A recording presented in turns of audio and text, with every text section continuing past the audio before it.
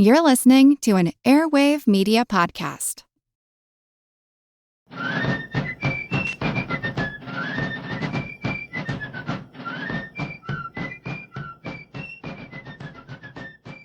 Hello, and thank you for joining the American Revolution. This week, episode 324, The Newburgh Conspiracy. Last week we covered the effective end to the war in the South when the British evacuated Charleston, South Carolina in December of 1782. After that, the only significant British presence in the United States was the main army in and around New York City. But Washington's greatest foe in 1782 was the fight against the idea that the war was over. Over the course of that year, all Americans were waiting word from Europe about the peace negotiations. Officers and men wanted to go home. Congress and the states were sick of paying for an army. But despite all this, Washington faced a very real British army in New York that consisted of thousands of regulars, Hessians, and Loyalists. He needed to have an army that was ready to confront this enemy. Washington continued to conduct regular drills, rejected most requests for furloughs, and continually hounded Congress for more uniforms, shoes, food, and supplies.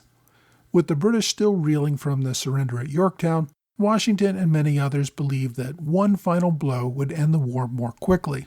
In early 1782, Washington was pushing for another joint campaign with the French army under Rochambeau against New York City, or even at that time, possibly Charleston. In July, Washington received word that the French army that had been encamped near Yorktown since the battle the previous fall was going to march up to New York.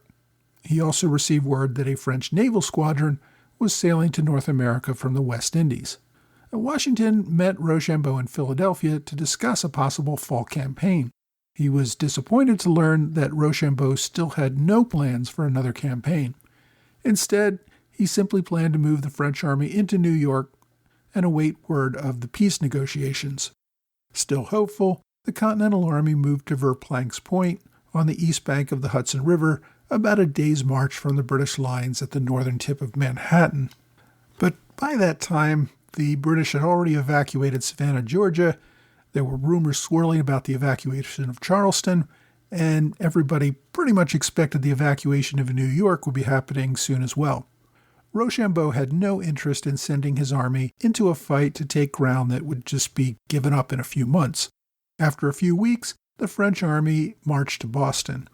There, the army awaited transports to take them to the West Indies, where they would either invade Jamaica or perhaps coordinate with Spain on another target outside of North America.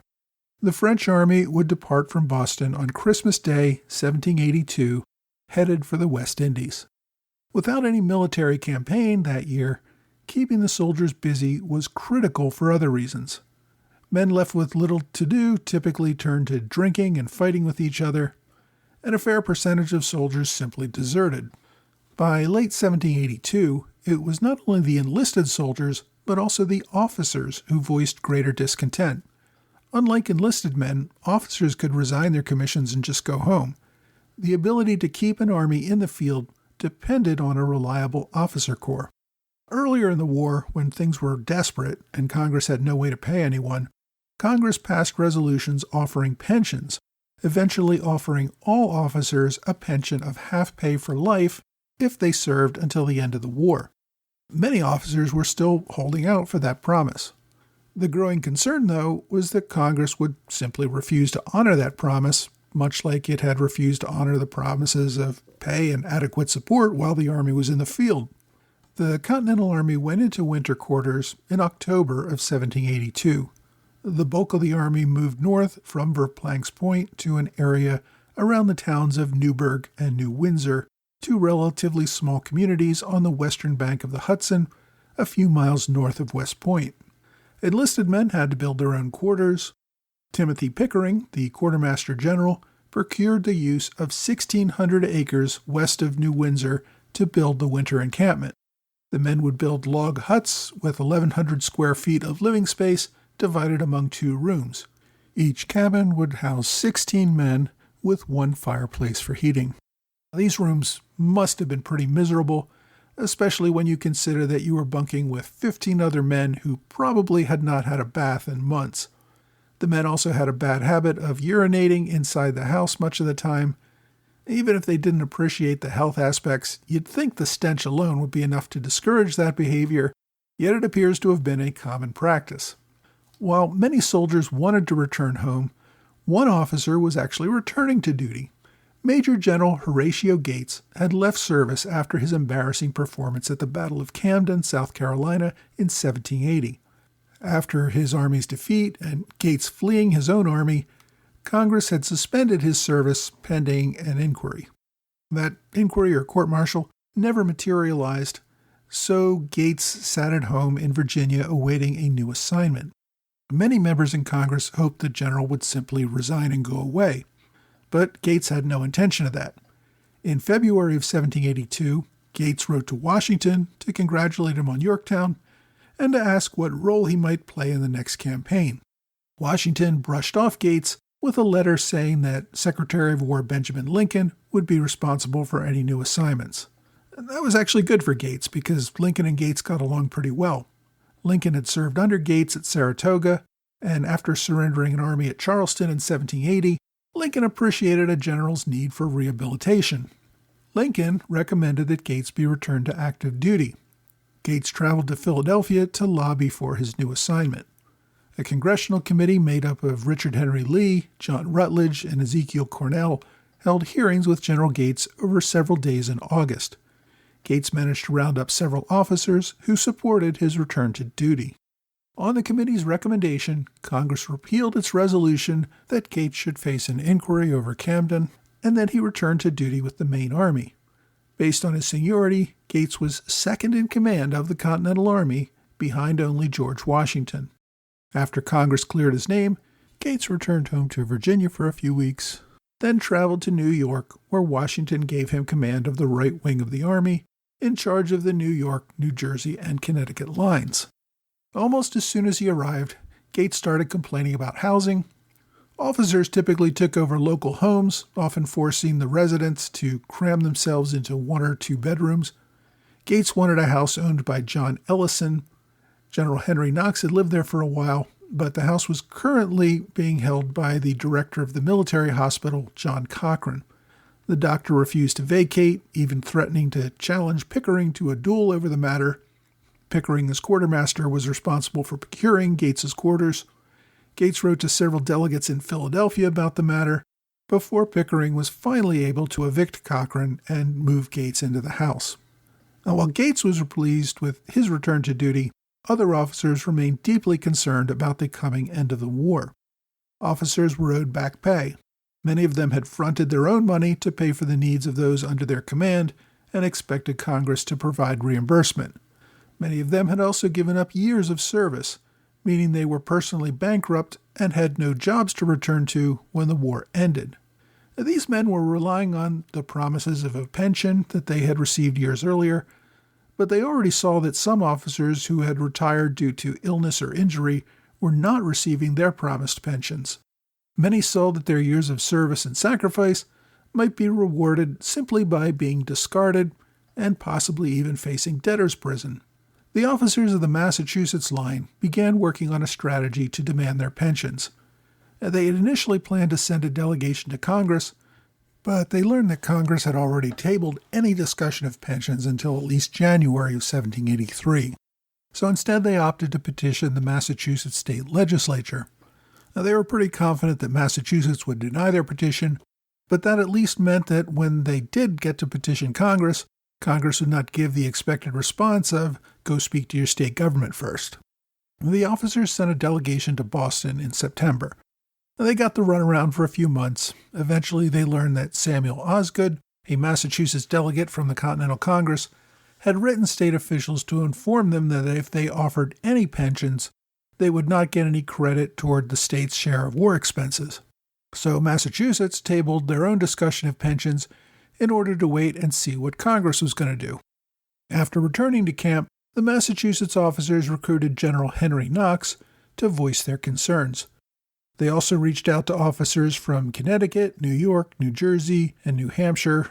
Other officers from the Rhode Island line who were stationed in Albany would join this group later. The Knox Committee asked officers to submit their complaints.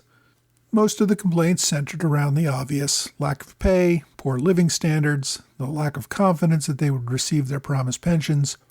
Most officers noted that they planned to resign soon if these matters were not addressed to their satisfaction.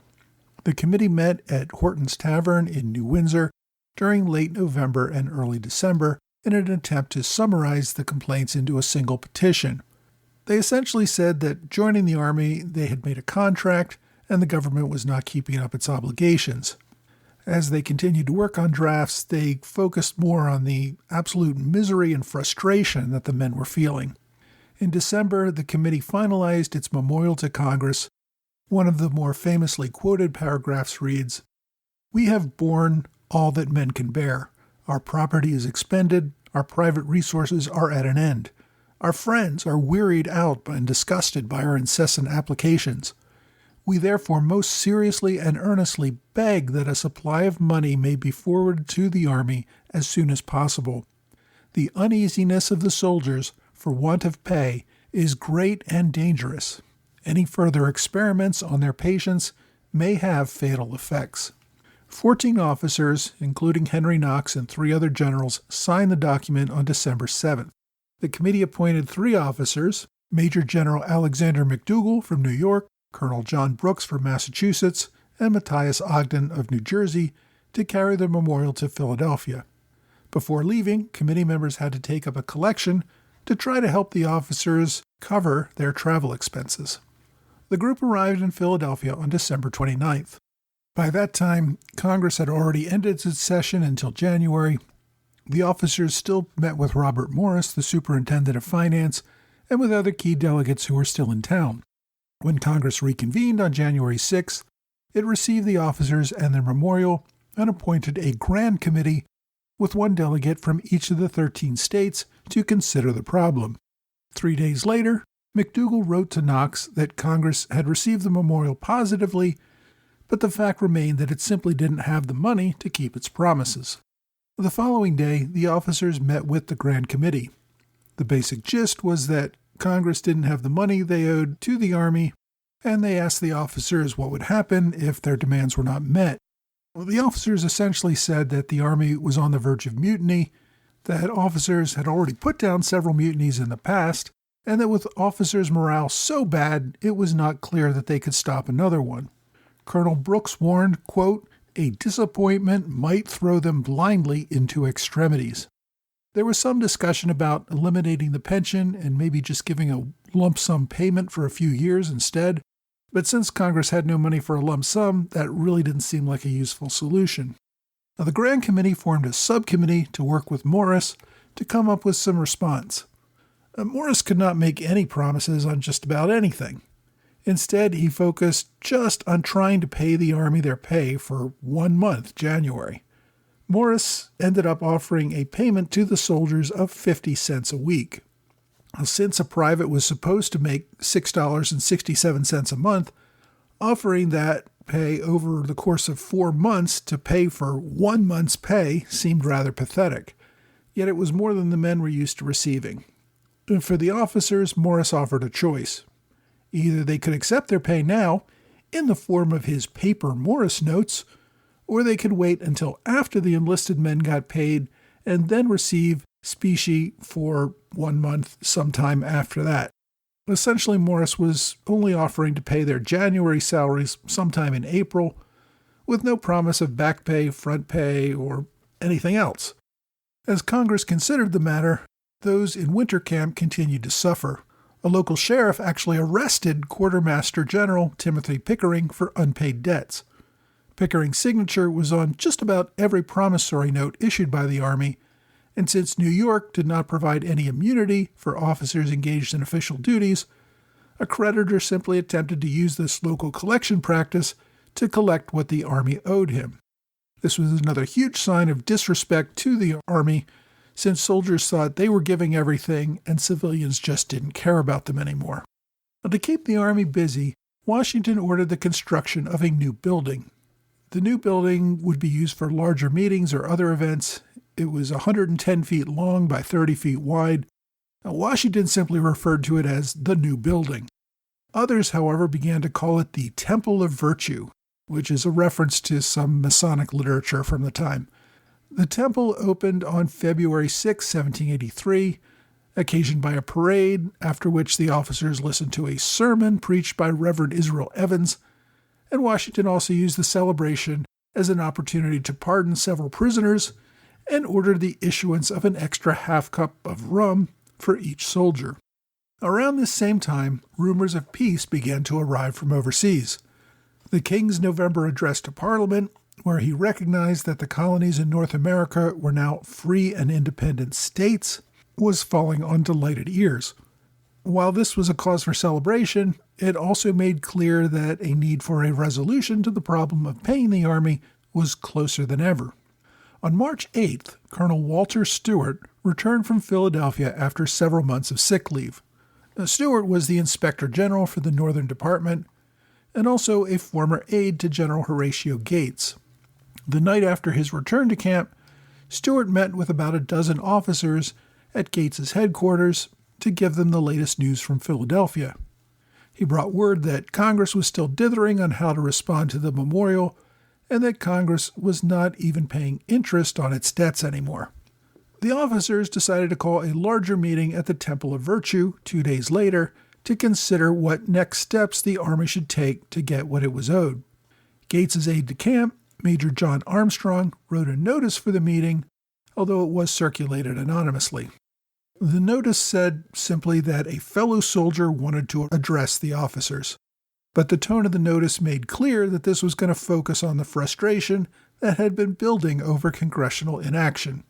A short snippet in the notice said, "After a pursuit of 7 long years, the object for which we set out is at length brought within our reach. Yes, my friends, that suffering courage of yours was active once. It has conducted the United States of America through a doubtful and bloody war. It has placed her in the chair of independency, and peace returns again to bless. Whom?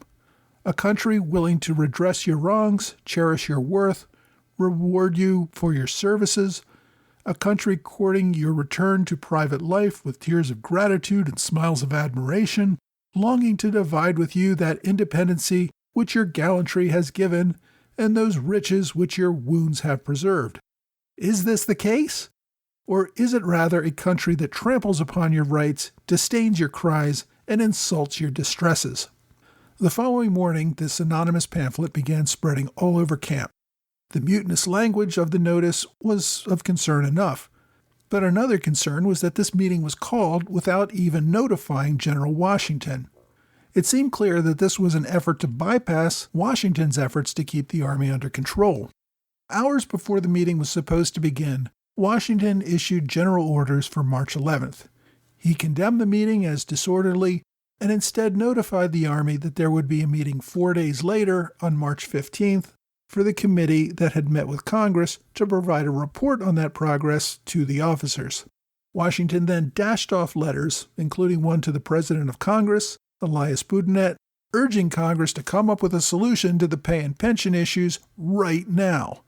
He also wrote to Alexander Hamilton, where he was more direct about his concerns of an uprising and his suspicion that Colonel Stewart had consulted with others in Philadelphia about stirring up the Army in order to get Congress to act. Everyone seemed well aware that the Army was at a precipice. The frustrated officers seemed sick of Congress's failure to live up to its promises.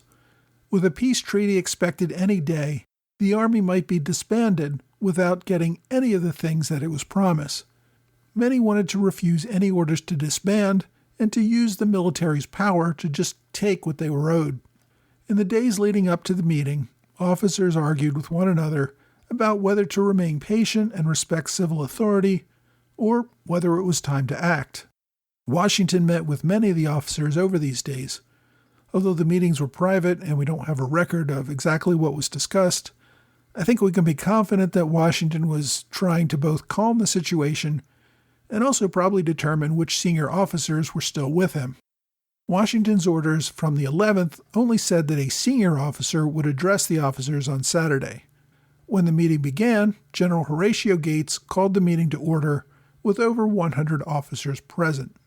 Everyone was shocked when Washington personally entered the Temple of Virtue shortly after the meeting began. Washington never spoke to large groups, and rarely even ever spoke at length. His presence underscored the importance of this moment. As he spoke to the men, Washington essentially condemned the attempt to reject military discipline. This anonymous letter calling a meeting without going through the commander, the threats to refuse lawful orders to disband, the distrust of Congress as the lawful government seemed to go against everything they had fought for and sacrificed. To back up his views, Washington tried to read from several documents, including a recent letter he had received from a member of Congress. After stumbling over the first few lines, he paused and put on his glasses. Most of the men were shocked because they had never seen the commander in glasses before. He commented, "Gentlemen, you will permit me to put on my spectacles, for I have not only grown gray, but almost blind in the service of my country." With that line, the audience just burst into tears. Washington had underscored his own sacrifice to the cause of liberty and was begging his men not to let it all be thrown away. After Washington completed his address, the officers resolved unanimously to thank the commander for his address, to express continued confidence in the justice of Congress, and that they would rely on Washington to continue discussions with Congress and would reject with disdain any of the propositions from the anonymous pamphlet. With that, the Continental Army flirtation with mutiny was set aside, at least for now. Next week, we'll look at why Congress was having such trouble addressing the concerns of the Army.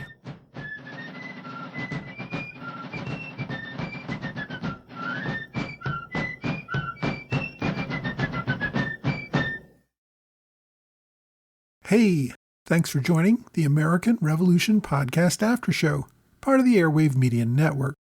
Thanks to my Patreon supporters in the Alexander Hamilton Club, George Davis, Mike Hager, John Celentano, and Michael Mulhern. And thanks to Robert Morris Circle supporters, Patrick LeBeau, and Kurt Avard. I really do appreciate everyone who helps to support this podcast, either through an ongoing contribution on Patreon or a one-time gift via PayPal or Venmo. Now, just a heads up, it's going to be 2 weeks until my next episode. I'm headed to Podcast Movement in the DC area this week, and I'm going to need time to get the next episode completed, so thanks for understanding. I've been asked by people if I really think George Washington was important to the Revolution as people give him credit for. I really do think that, and I usually point to two examples. The first is his crossing of the Delaware to attack Trenton in 1776. Most military leaders would never have tried something that bold, even though it was critical to keeping the cause alive. The other incident I describe is the one we covered today, Washington's Newburgh Address, which diffused a potential mutiny of the entire Continental Army. I don't think people appreciate just how close the Army came to overthrowing the civilian government and taking over. That's actually the typical end result of most revolutions. Many Americans remembered how Oliver Cromwell had overthrown Parliament a century earlier, and they would witness a similar end to the French Revolution when Napoleon took charge. The inexperience of a revolutionary legislature often causes people to turn to a strong man for more stability and order. That leader is usually a military commander. One reason that Congress appointed Washington was that they perceived his dedication to civilian rule. A dedication that perhaps some other officers who were more experienced, like Charles Lee or Horatio Gates, did not necessarily have. Given the incompetence of Congress, it's easy to imagine how Washington might have changed his mind and tried to take charge in the interest of getting done what needed to get done. His refusal to do so, along with his ability to maintain control of an army that seemed inclined to move in a different direction, is reason enough to consider him the indispensable man to the Revolution. And although I point to Washington's Newburgh Address as the pinnacle of his efforts to keep the peace and civilian rule at the end of the war, Washington actually had to do this several times before and after these events to keep control of the army, and to me it's just amazing that he did. Now, I did mention General Horatio Gates in the main show, and if you've heard me speak about Gates before, you know how little respect I have for him. I give him very little credit for the victory at Saratoga, and I think he showed his true leadership ability at Camden. More importantly, though, I see him as one of those sleazy characters who tries to get ahead through lobbying politicians rather than through actual military ability. Gates refused to cross the Delaware with Washington in 1776. Instead, he dashed off to Baltimore to lobby Congress after he expected Washington to fail. Gates took over the Northern Army just before Saratoga, again by lobbying Congress to let him replace General Schuyler after everything was already in position. Gates then famously tried to push out Washington in 1778 as part of the Conway Cabal. In the events that transpired this week, Gates tried to hide his involvement in the Newburgh conspiracy, but it seems clear to me that he was encouraging this uprising among the officers, and that he was probably hoping to ride into events that would result in Washington's ouster and putting him in command of the army, and perhaps much more. Despite his protests, the fact that his own aides were so heavily involved, along with his own past actions in that same direction, mean that I think he hoped that this would not only land him in command of the army, but perhaps make him dictator of the new nation. George Washington was the only man who could prevent that. There is no doubt that Congress was failing at its job, that it wasn't keeping its promises that it made during the war. Even so, the dedication to supporting the civilian government was what separated Washington from other military leaders in similar situation, and it's part of the reason that we have a representative government today. Just because the government isn't doing a great job, that's not a reason to overthrow it militarily.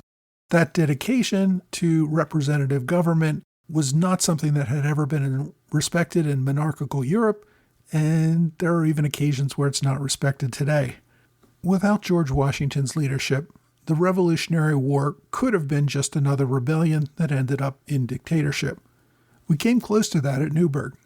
But instead, Washington's leadership helped lead this country to become the first democratic republic in the modern world.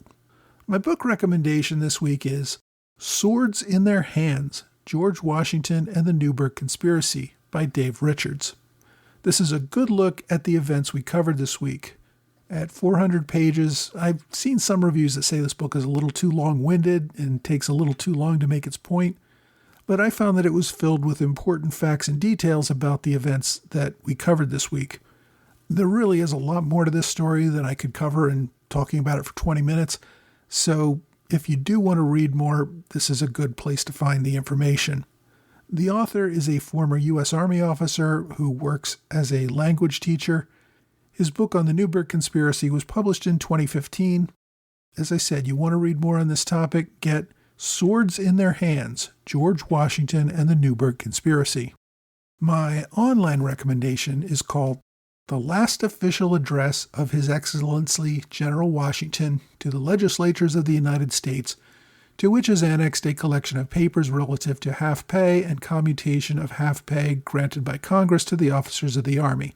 Okay, that's a really long-winded title, but what this really is a collection of primary documents related to the Newburgh Conspiracy and its outcome.